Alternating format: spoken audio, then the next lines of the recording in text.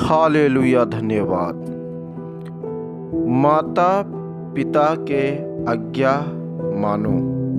परमेश्वर के प्रिय लोगों, आज बहुत लोग हैं जो अपने माँ बाप का आज्ञा नहीं मानते।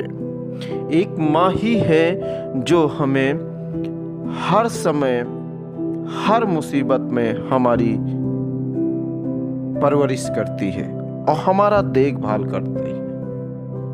अब पिता कैसा भी हो, पिता कहीं से भी जाके हमारी ख्वाहिश को पूरा करता है, हमारे लिए कितना परिश्रम करता है। हे प्रियों, आज हम प्रभु के वचन से जानेंगे। प्रभु ने भी हमें आज्ञा दी है कि अपने माता और पिता का आदर कर। हालेलुया। प्रभु यीशु के नाम में आप लोग इस वचन को सुने और इस वीडियो से सुने परमेश्वर क्या कहता है। हम प्रभु को जब पा जाते हैं ना, तो हम अपने माँ बाप का आदर करना भूल जाते हैं। प्रभु को ही सब कुछ मानते हैं। हाँ, आप प्रभु को माने, सबसे पहला स्थान प्रभु को देना है। प्रभु यीशु को सबसे पहला स्थान देना है आत्मा में, और शारीरिक तौर पर सबसे पहला स्थान अपने माँ बाप का आदर करना है। यही एक पहला स्थान है। इसके साथ परमेश्वर वाचा भी बांधता है। हालेलुया।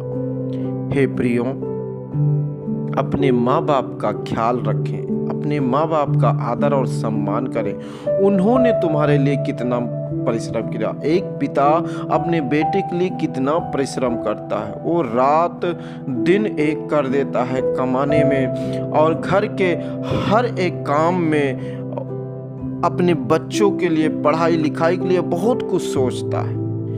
अपने माँ अब एक माता है जो घर में तुम्हारे लिए टिफिन तैयार करना, तुम्हारे जब छोटे थे तुम्हारी सेवा पालन करना, जब बड़े हो जाते हो तो अपने माँ बाप को भूल जाते हो। ऐसा मत करें। माँ बाप का भी ध्यान रखें, उनका पालन पोषण करें, क्योंकि परमेश्वर का पवित्र वचन इफिसियों 6 अध्याय के पहले आयत में कहता है, प्रभु कहता है, हे बालकों, प्रभु में अपनी माता पिता के आज्ञाकारी बनो, क्योंकि यह उचित है। परमेश्वर के प्रिय लोगों, यहाँ पे परमेश्वर भी कह रहा है अपने माता और पिता का क्या करना है, आज्ञा का पालन करना है, उनकी आज्ञा का पालन करना है, आज्ञा मानना है, अपने माँ बाप को जवाब नहीं देना है। ये उचित है, ये करना ही है आपको। और प्रभु कहता है अपने माता और पिता का आदर कर, यह पहली आज्ञा है। ये पहली आज्ञा प्रभु यीशु आपको दे रहा है। संसार के तौर पर अपनी माँ बाप का आदर और सम्मान करना, उनके आज्ञा का पालन करना, ये पहली आज्ञा है। हालेलुया। जिसके साथ प्रतिज्ञा भी है। परमेश्वर के प्रिय लोगों, प्रतिज्ञा भी परमेश्वर ने कहा है, प्रतिज्ञा भी, ये प्रतिज्ञा है, इसको आपको करना ही पड़ेगा। हालेलुया। हे प्रियो, जरा सोच कर देखो, आप जब गिरते थे ना, तो कैसे चोट लगती थी माँ को, और कैसे पिता आपको उठाकर डॉक्टर के पास लेके जाता था। हे प्रियो, आप उस दौड़ को याद करो, जिस दौड़ पर वो दुख उठाकर और समस्या में पड़ी होकर आपका देखभाल करती है, आपका देखभाल पिता करता है। तो उस माँ को मत छोड़े, उस माँ का आदर और सम्मान करने। और बूढ़े हो जाते हैं तो एक बच्चे बन जाते हैं, तो बच्चे जैसा उनका पालन पोषण करना है। ये पहली आज्ञा है। इसके साथ प्रतिज्ञा भी है कि तेरा भला हो और तू धरती पर बहुत दिन जीवित रहे। जब आप ऐसा करते हो, तुम्हारा भला होगा, हर एक काम में भला होगा, हर एक काम में आशीषित होगा और तुम क्या हो, बहुत दिन तक जीवित रहोगे। जिससे जो माँ बाप की आज्ञा का नहीं पालन करता, उनको बीमारी लग जाती है, परेशानी में आ जाते हैं, दिक्कत प्रॉब्लम में पड़ जाते हैं, वो बहुत दिन तक नहीं जीवित रह पाते, लेकिन तुम बहुत दिन तक जीवित रहोगे। हे बच्चे वालों, अपने बच्चों को रिस न दिलाओ। बच्चे को भी रिस नहीं दिलाना है, लेकिन प्रभु ने कहा है बच्चों को अगर गलत मार्ग में जा रहे हैं, गलत माहौल में पढ़ रहे हैं, तो उन बच्चों को, अपने बच्चों को प्रभु के वचन से ताड़ना देकर उनके परमेश्वर के सम्मुख लेके आओ और उनका अच्छा परवरिश करो।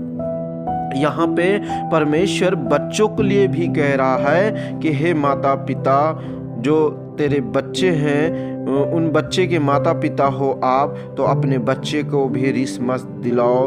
उनको भी परमेश्वर के वचन से बोलकर उनको सही रास्ते के लिए उनका देखभाल करो और उनका ताड़ना करो, परंतु प्रभु की शिक्षा और चेतावनी देते हुए उनका पालन और पोषण करो। हालेलुया।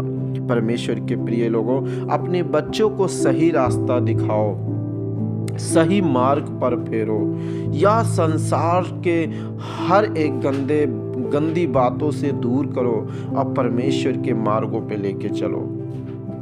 प्रभु आपको इस वचन से आशीष करेगा।